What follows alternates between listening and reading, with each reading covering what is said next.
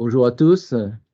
Bien, venons-en au sujet qui nous réunit ce matin pour une petite heure. Aujourd'hui, en pleine actualité, la sobriété foncière induit une profonde modification de l'approche de l'aménagement des villes et des villages.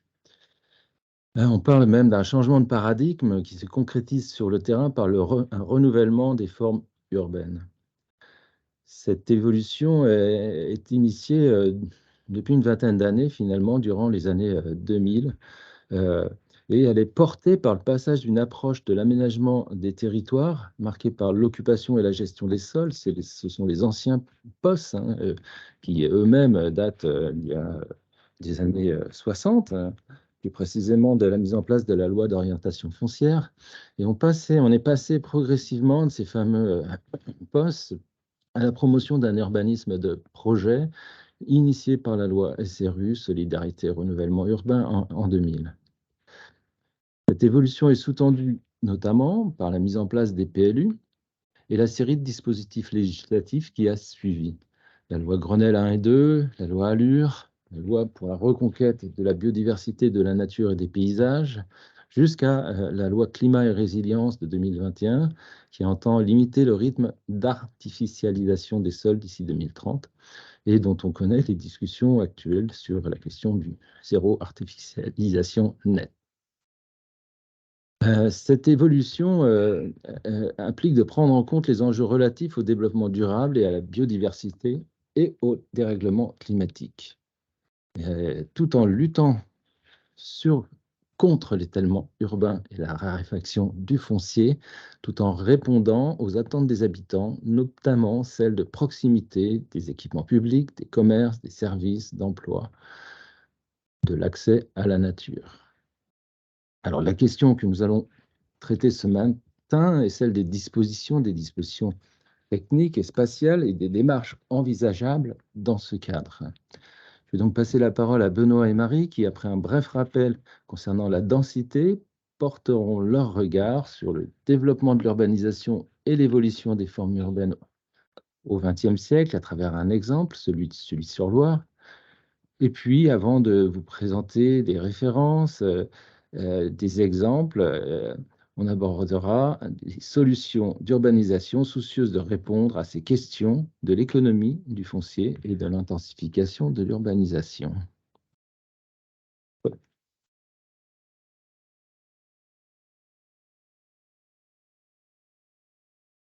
on va commencer par la notion de densité réelle, densité perçue, à travers cette image.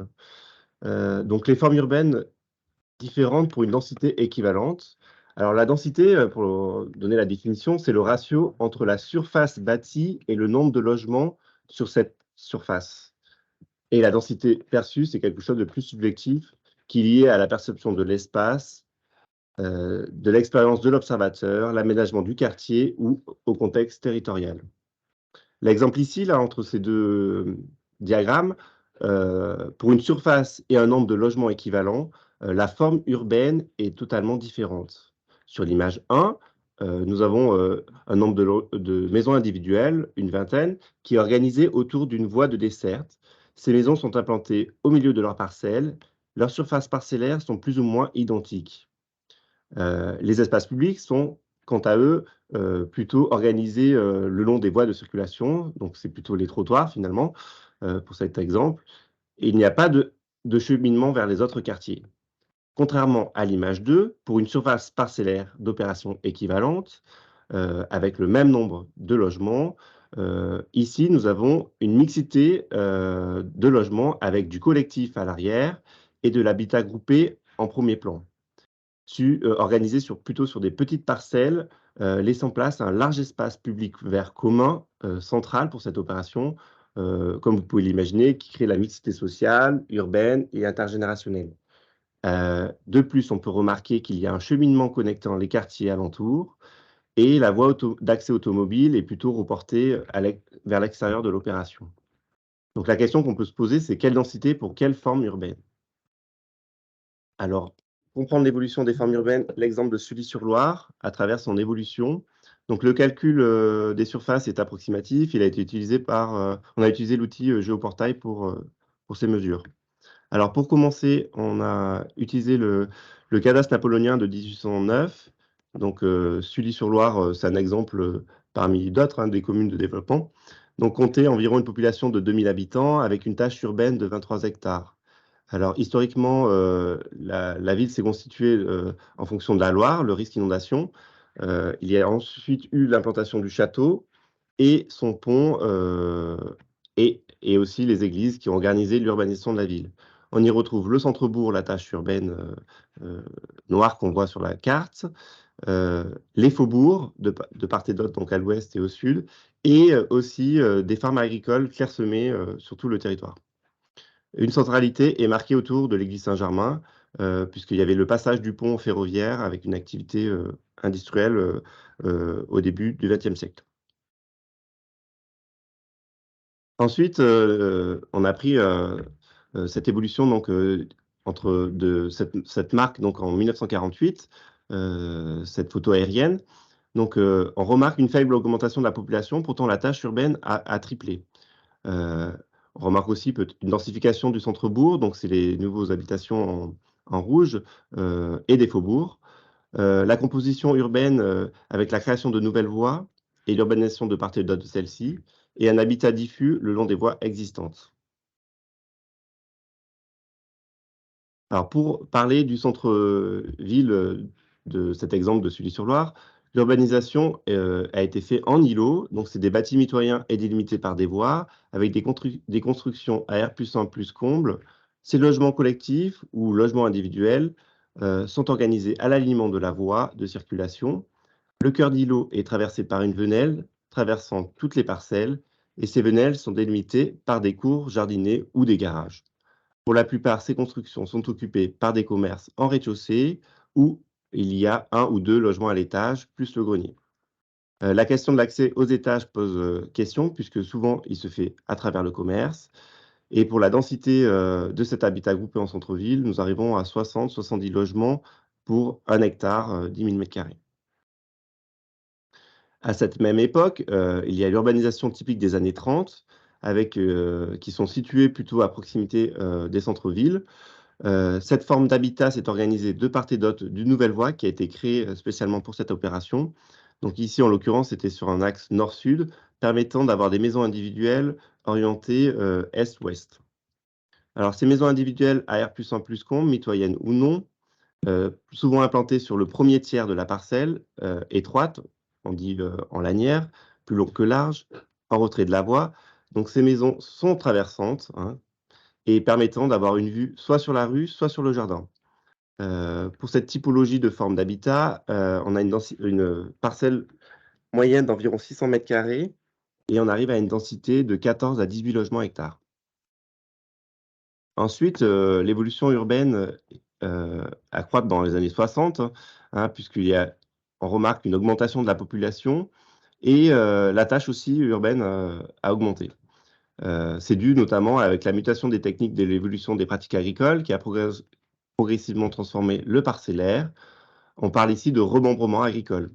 Donc cette réorganisation a permis de délimiter des bandes de terrain le long des voies de profondeur adaptées à la division en lots à bâtir, voire la création de véritables lotissements comportant un lot agricole, souvent le long de la voie, et plusieurs lots à bâtir à l'arrière.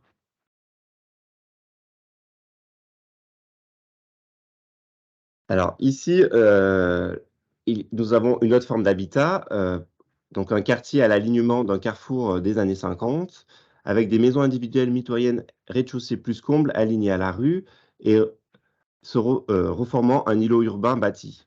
Alors nous avons plutôt des petites parcelles, en lanière avec un jardinier ou une cour d'environ 250 m² et l'orientation des constructions est ici adaptée à la grille parcellaire. Donc c'est, en fonction de l'emplacement, donc le logement s'adapte à cette grille parcellaire.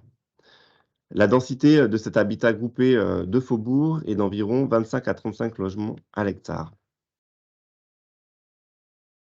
Ensuite, dans les années, 80, donc vous pouvez voir, l'évolution, il y a une forte augmentation de la population. On passe de, 4 200 à 5 000, presque 6 000 habitants et il y a un doublement de la tâche urbaine. l'urbanisation au lotissement, notamment due à l'urbanisation au lotissement de quartiers d'habitat collectif et de quartiers d'habitat collectif.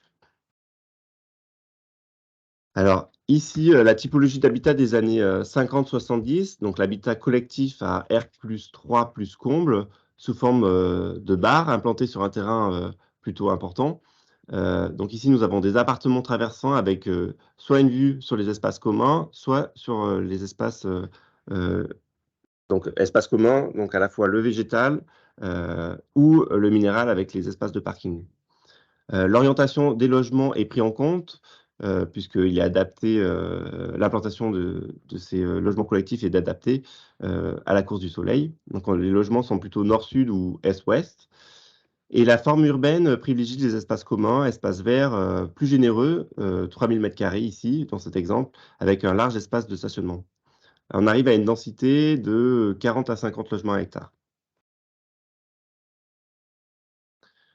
Dans les années 2000, donc il y a on remarque une faible augmentation de la population. Pourtant, la tâche urbaine a continué d'augmenter de près de 30 hectares. C'est notamment dû au lotissement qui se développe le long des voies de circulation existantes, ne modifiant pas la structure du réseau viaire. Donc ces parcelles sont généralement rectangulaires et souvent plutôt grandes, 1000 m² ou plus. La maison est implantée sur le premier tiers de la parcelle, laissant un petit jardin ou un espace en transition, espace de stationnement côté rue, et un grand jardin à l'arrière de la maison. Ces typologies d'habitat, donc c'est des maisons individuelles à rez-de-chaussée plus comble, avec et on arrive à une densité de 5 à 8 logements sur 1 hectare. Dans les années 2020, plutôt l'année 2020, donc ce qui marque la croissance aussi des lotissements, et pour la marque de la population. Donc en 2019, on remarque une baisse de la population, et pourtant la tâche urbaine a continué de croître. Entre 2000 et 2020, on repère des lotissements nécessitant la création de nouvelles voies. Ils se développent souvent sur les grandes parcelles agricoles et ou parfois situés à l'arrière d'un petit bâti linéaire. Donc c'est dû souvent aux opportunités foncières ou encore à la facilité au raccordement qui simplifie ces implantations. Ici, dans cet exemple de forme urbaine, ce lotissement en impasse exclut par définition les relations avec son environnement. Les parcelles s'entourent autour d'une voie nouvelle terminée par une raquette de retournement avec parfois un chemin piéton ou un passage non construit pour sortir vers l'extérieur. Les maisons individuelles à rez-de-chaussée plus comble sont implantées au milieu de la parcelle avec des gabarits plus ou moins différents. Ces maisons sont organisées en fonction de la voie de desserte pour arriver à une densité moyenne de 6 à 10 logements hectares pour des parcelles d'environ 700 à 1400 m². Donc entre 1948 et 2019, on peut noter que la tâche urbaine de cet exemple a augmenté 2 fois plus vite que sa population. Alors là, on va vous présenter les résultats du quiz. C'était la réponse E, donc la densité moindre, le lotissement en impasse. Ensuite, la réponse A, habitat en lotissement des années 30. La B, habitat de faubourg. C, habitat collectif. F, habitat mitoyen dense. Et D, habitat de centre-ville. Alors maintenant, nous allons passer à la deuxième partie de ce webinaire pour justement vous montrer des exemples d'opérations de forme urbaine et d'économie qui reprennent en compte l'économie du foncier. Voilà, après ce bref rappel d'une évolution urbaine avec l'exemple de Sully-sur-Loire, on va présenter des exemples actuels. Et n'hésitez pas toujours à poser vos questions par écrit dans le fil de conversation. On y répondra bien sûr à la fin de la présentation. Donc, pour commencer, on va s'attarder à des références de renouvellement urbain, donc d'opérations de nouveaux quartiers mixtes à l'intérieur du tissu bâti. Pour commencer cette opération de milieu périurbain, avec le renouvellement d'un quartier de grand ensemble des années 60-70, en un quartier plutôt de logements mitoyens et individuels. Ce qui nous a intéressé dans cette opération, c'est cette inscription dans un tissu. Je pense que. Est-ce que vous voyez mon curseur? Oui. Non. C'est là-bas, oui. Sinon, je fais ça. Oui. Ce qui est intéressant dans cette opération, c'est l'inscription. Pardon. C'est l'inscription dans un tissu mixte existant. On va avoir ici des barres de logement et on va avoir déjà des typologies de maisons mitoyennes ou de maisons individuelles et on va venir s'insérer en bordure de l'opération pour vraiment mettre en valeur un grand espace public qui était déjà existant, qui va connecter le centre-bourg au bois de la Garenne qui se situe à l'est et donc créer comme ça à la fois un grand espace public et une continuité douce et écologique entre les espaces. Le parti pris est donc d'avoir des parcelles de petite taille, donc peu denses au niveau des constructions. Donc c'est une densité mesurée afin de ménager la plus grande continuité possible entre le bois et l'intérieur du quartier. Si on regarde un peu ce que ça donne en images, donc on a cette conservation des arbres existants qui pérennise cette continuité écologique. On a une gestion de l'eau par des noues en bordure des cheminements doux. Et puis on a le choix de clôture végétale, ganivelle et des haies d'essence locale qui aussi s'inscrivent dans l'héritage du bocage nivernais, là où se trouve l'opération. Ensuite, on a un parti pris singulier dans l'architecture pour venir vraiment s'inscrire dans ce quartier qui est déjà avec différentes typologies. Donc comme ça, dans cette même opération, on va avoir vraiment différents modes d'habiter adaptés à leur situation dans le quartier pour préserver aussi l'intimité des logements entre eux. Et aussi, finalement, cette singularité architecturale est reliée par des espaces publics importants et partagés. On change d'opération, on va en Loire-Atlantique, à Létouche. Donc, c'est une opération en renouvellement urbain entre le cœur de village et les équipements communaux, l'école, les équipements sportifs, la salle polyvalente. Donc, cette opération est organisée le long d'une voie de circulation en sens unique. Cette voie est accompagnée d'une noue paysagère. Alors, on retrouve 3 typologies d'habitat. L'habitat collectif en rouge, le long de la rue du Maquis. L'habitat intermédiaire au milieu de parcelles et l'habitat de logement individuel groupé, c'est l'orange qu'on voit sur la partie sud. L'implantation des logements prennent en compte la course du soleil. Les surfaces parcellaires des maisons sont d'environ, c'est des petites maisons à 130 mètres carrés avec le jardin. Le jardin fait environ 50 mètres carrés et les parkings sont regroupés dans des poches de stationnement le long de la voie. Pour cette opération, on arrive à une densité d'environ 55 logements à l'hectare, puisque la surface totale de cette opération est d'un peu moins 5 000 mètres carrés, un demi-hectare. Pour parler des espaces publics, on est arrivé à 40% des espaces publics, et dont la moitié sont traités en espaces verts. Une autre vue de cette opération, donc on peut voir les accès indépendants, des petits espaces verts privatifs en rez-de-chaussée et les terrasses à l'étage pour l'habitat collectif, ici. Un espace vert commun aménagé en bassin de rétention, des clôtures homogènes à l'ensemble de l'opération et une délimitation de l'opération par des haies préexistantes, c'est ce qu'on voit en fond de parcelle.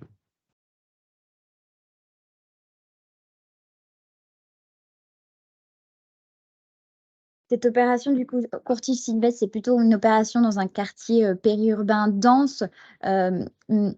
Elle fait partie d'une ZAC plus importante, mais là, on se concentre vraiment sur cette opération qui a pris lieu sur un délaissé agricole. Et cette notion de délaissé agricole, elle est intéressante parce que c'est la trame des haies, des taillis et des arbres isolés qui étaient déjà là qui a guidé l'implantation du bâti. Donc, c'est la trame végétale existante qui a induit la forme urbaine. Mais le parti pris de cette trame végétale, c'est aussi associé à un parti pris fort, c'est-à-dire d'avoir des limites de propriété, les façades nord fermées sur les limites de propriété pour vraiment ouvrir au sud les jardins, donc les jardins orientés sud, et comme ça aussi permettre vraiment une intimité de chaque logement entre eux. Donc on a vraiment une voirie assez étroite pour créer un peu une typologie de hameau rural Cette typologie, elle est aussi liée aux pignons qui sont sur la rue. Et puis, on a donc une voirie apaisée sans trottoir, vraiment minimum pour aussi favoriser des plus grandes parcelles individuelles ou mitoyennes. Et puis, les places de parking qui sont ajoutées au gré de l'espace disponible, voilà, qui ne vont pas venir prendre trop d'espace dans l'espace public. Et puis, bon, voilà, je passe à l'image suivante, mais vraiment l'idée d'avoir déjà cette trame écologique en place et de la réutiliser pour créer ces ambiances déjà champêtres, on peut dire.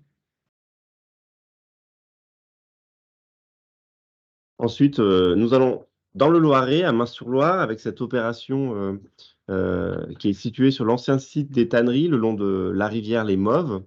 Donc, cette opération en renouvellement urbain en cœur de ville, sur un quartier en devenir. Donc, cette situation est située à l'entrée de la ville Est, entre le centre ancien et la gare.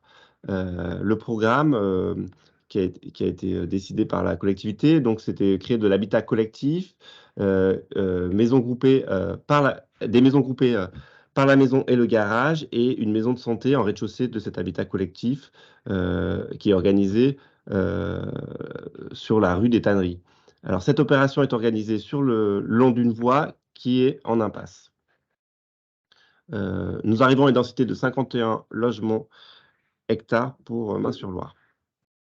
Alors, sur les photos, donc on voit une voirie en impasse qui est plantée, dont les maisons individuelles s'organisent le long de cette voie, à l'alignement, du stationnement enherbé. La morphologie d'habitat reprend le contexte avoisinant avec une touche contemporaine sur les matériaux, en mixant le bois, les enduits et les toitures ardoises. On peut noter aussi la toiture terrasse végétalisée des garages. Pour ce qui concerne l'habitat collectif, donc le rez-de-chaussée est occupé par la maison de santé sur la rue des Tanneries, et l'opération s'ouvre sur un aménagement paysager le long des Mauves.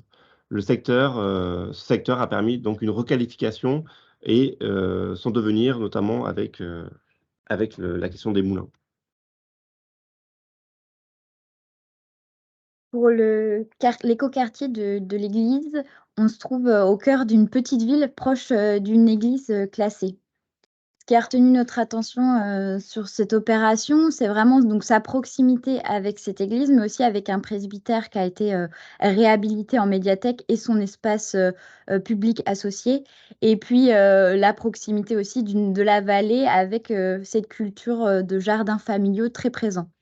Donc l'opération s'implante suivant la topographie, et l'implantation des maisons suit les courbes de niveau et permettent aussi de dégager des vues sur le grand paysage et sur la vallée. Les parcelles de jardin sont vraiment ouvertes au sud également. On a aussi un front bâti sur la route au nord. Et puis, il y a vraiment une volonté de s'inspirer de la volumétrie locale et de continuer une volonté de continuité dans les perspectives avec le bâti existant, parce que dans l'opération, on a aussi la réhabilitation de certains bâtis anciens en logement, et donc de vraiment suivre les lignes existantes, préexistantes à l'opération. Et puis, on a choisi aussi d'avoir des logements hauts, des maisons hautes, pour minimiser l'emprise au sol et pour aussi pouvoir avoir des jardins individuels plus importants. Donc finalement, c'est un quartier assez rural, avec des venelles enherbées, des clôtures assez rustiques, et puis ces venelles qui viennent aussi mettre en valeur le patrimoine, le paysage et le patrimoine avec ses vues dégagées.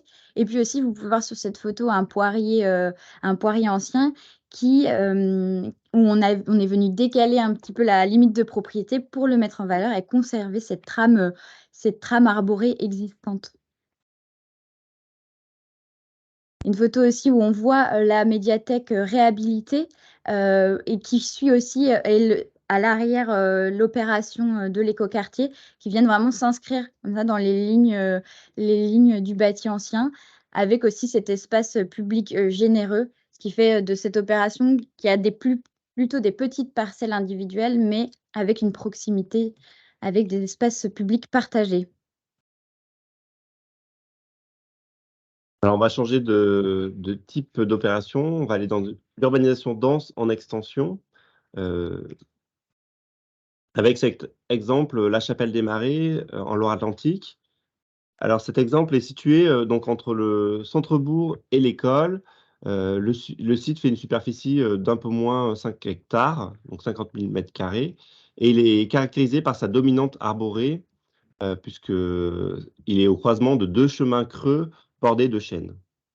Le projet prend appui sur cette forte structure paysagère. La trame du quartier est construite sur celle du parcellaire existant. Les chemins sont préservés, les allées exclusivement piétonnes et qui irriguent le quartier en le mettant en relation avec les chemins et les voies principales du bourg qui ont été créés spécialement pour l'opération. Pour ce qui est du plan, l'habitat mixte donc, se glisse entre les arbres dans des clairières et les éléments d'accompagnement tels que les limites, les clôtures, les annexes, les plantations, les bordures et les voiries préservent le caractère de l'existant. En typologie d'habitat, nous avons de l'habitat collectif, de l'habitat individuel groupé et des lots libres. Pour une densité d'habitat de un peu moins de 16 logements à l'hectare. Pour ce qui est question des espaces publics, on a 40% d'espaces publics dont la moitié est traité en espace vert.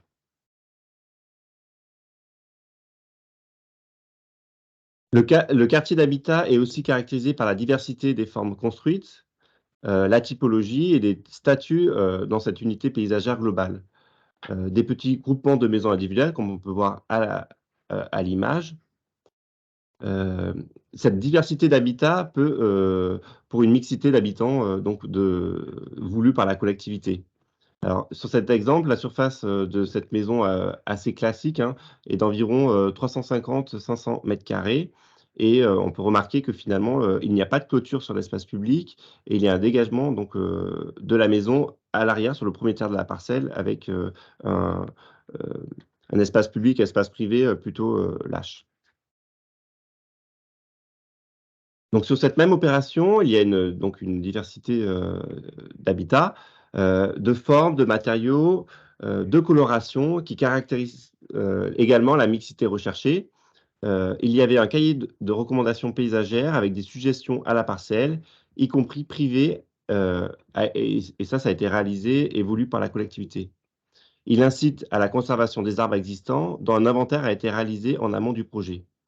L'évolutivité de chaque projet d'habitation a également été étudiée et on peut voir à travers cette image aussi qu'il y a plusieurs venelles qui irriguent par les modes doux le quartier. Cette opération dense groupée avec des façades aveugles, mais des pignons ouverts, permet de préserver les vues et l'intimité. Pour cet exemple, la parcelle est d'environ, maison comprise, de 250 m². Dans cette même opération, il y a un habitat groupé, le Clos des Chênes, qui regroupe 10 logements du T2 au T3. Il y a un escalier qui est prolongé d'une passerelle qui dessert les logements à l'étage. Chaque appartement dispose ainsi d'un accès individualisé et d'un espace extérieur, terrasse ou jardin. Il y a aussi un cellier qui est prévu pour chaque appartement, chaque logement, au rez-de-chaussée de celui-ci.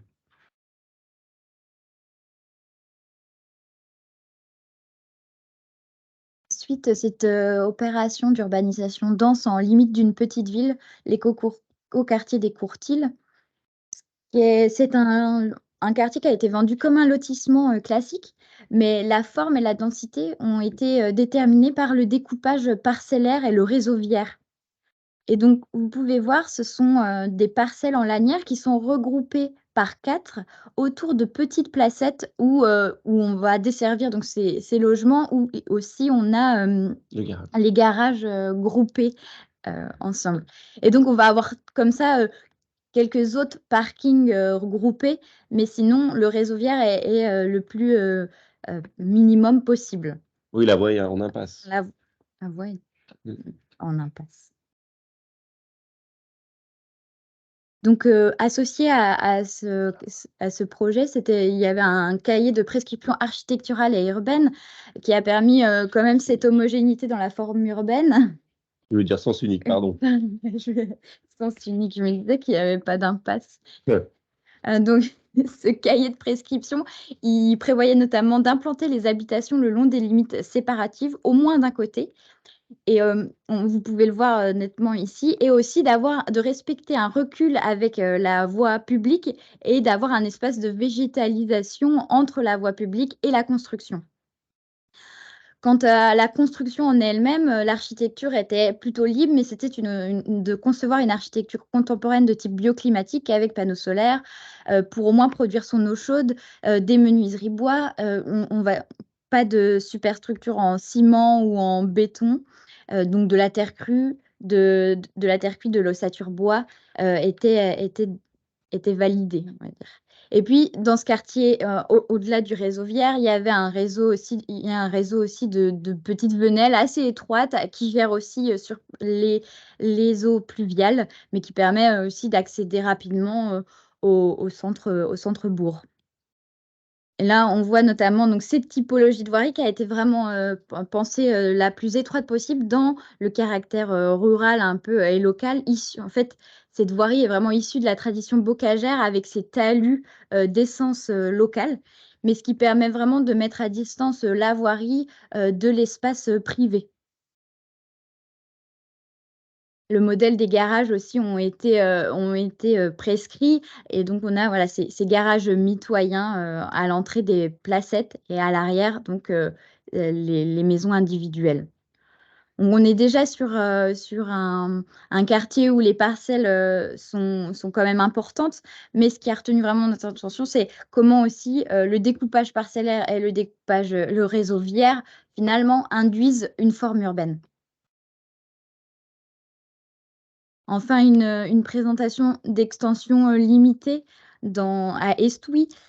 C'est une opération où aussi les parcelles sont plutôt grandes, de 800 mètres carrés, mais on a ces jardins qui s'ouvrent complètement au sud, et notamment aussi au nord, on a ce front bâti qui est préservé pour l'entrée dans le bourg, avec les maisons avec la façade nord en limite de propriété au nord.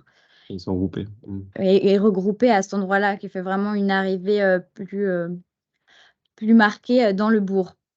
On va avoir une voirie en sens unique, assez étroite également. On peut le voir sur les images, accompagnée d'une trame végétale et de haies par endroits pour vraiment permettre une intégration paysagère. Les limites de propriété sont aussi en des murs pour rappeler les typologies locales. Et puis on a quelques garages groupés aussi entre les maisons mitoyennes pour densifier un peu plus. Voilà pour cet exemple d'extension, de petite extension de village. Ensuite, on va passer sur le projet Bimbi. Pour répondre à l'économie de foncier, il y a, par exemple, maîtriser l'intensification des quartiers pavillonnaires avec cet exemple de Bimbi. Donc Bimbi, c'est une nouvelle offre de renouvellement urbain, l'intensification pavillonnaire ou la densification par la maison individuelle. Donc ce projet de recherche a été initié en 2009, dont l'hypothèse de départ a été retenue, donc a été de réunir autour de la table des habitants, des techniciens, des élus, dans le but de mobiliser le foncier existant et financer une nouvelle offre de logement individuel dans les quartiers pavillonnaires. Donc les objectifs, ça a été de fabriquer un urbanisme sur mesure et à moindre coût pour la collectivité, sans maîtrise foncière, et la construction de construire de l'habitat à l'étalement urbain nul sur des parcelles individuelles et dans des tissus urbains existants. Finalement, les projets qui peuvent être liés à cette opération Bimbi, c'est accueillir une personne âgée dans son jardin pour avoir cette proximité, anticiper aussi une évolution dans le foyer, handicap, le vieillissement, financer pourquoi pas les études de ses enfants, diviser son terrain qui est devenu trop difficile à entretenir. Mais finalement, c'est des projets qui vont vraiment permettre aussi de valoriser son patrimoine. Voilà pour quelques idées avec cette opération Bimbi. Donc, c'est vraiment une démarche de concertation animée par des professionnels pour accompagner les habitants au développement urbain de la commune et ainsi de permettre aux habitants de changer de vie sans changer de quartier, de préserver les espaces naturels et agricoles, mobiliser la filière locale de construction et améliorer le cadre de vie. Une autre réponse aussi à cette économie du foncier, c'est la réhabilitation du bâti vacant et des friches.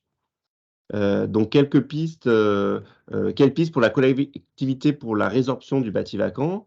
La connaissance et la qualification cartographiée du bâti aideront les services de la collectivité et les élus. Donc, à travers, du coup, cet exemple, on peut identifier sur une typologie d'habitat vacant. Donc, ça permettrait d'avoir un secteur d'études, mener une démarche de projet, prendre des décisions, pour ensuite prendre des décisions et choisir les outils pour mener à bien ce projet. Nous, au CAU du Loiret, on avait constitué une grille d'analyse du bâti wagon qui a été testée sur plusieurs collectivités et qui aide les collectivités dans leur choix d'intervention. Donc, cette grille peut regrouper plusieurs critères: la situation du bien vacant, la nature de la vacance, des renseignements généraux sur la parcelle, par exemple s'il est en secteur bâtiment de France, l'appréciation visuelle depuis l'espace public de la personne qui renseigne cette grille, des enjeux urbains et des notes et des observations. Des exemples qui sont plutôt intéressants. On a quand même, comme par exemple, la réhabilitation d'un ancien moulin en logement avec l'exemple de Triguères, où vraiment on a revalorisé le bâti ancien. Ou encore l'exemple d'Amilly avec cette opération de densification en cœur de bourg. Il y a la création de 10 logements dans un tissu dense en cœur de ville qui a été organisée de part et d'autre d'une venelle plantée qui a été créée pour cette opération à l'arrière d'un bâti vacant historique. Donc, cette réhabilitation du bâti ancien a été transformée en commerce et il y a aussi la construction d'un bâti à l'angle de la place, donc, qui a accueilli la Poste, qui a permis de structurer cette place. Ou encore cet exemple de reconversion de friches avec les anciennes tanneries d'Amilly, qui est le témoignage du patrimoine industriel de l'agglomération de la Vallée du Loing. Donc avec ce musée contemporain qui regroupe conciergerie, logement, école d'art, accueil et des ateliers d'exposition sur un parc de 3 hectares.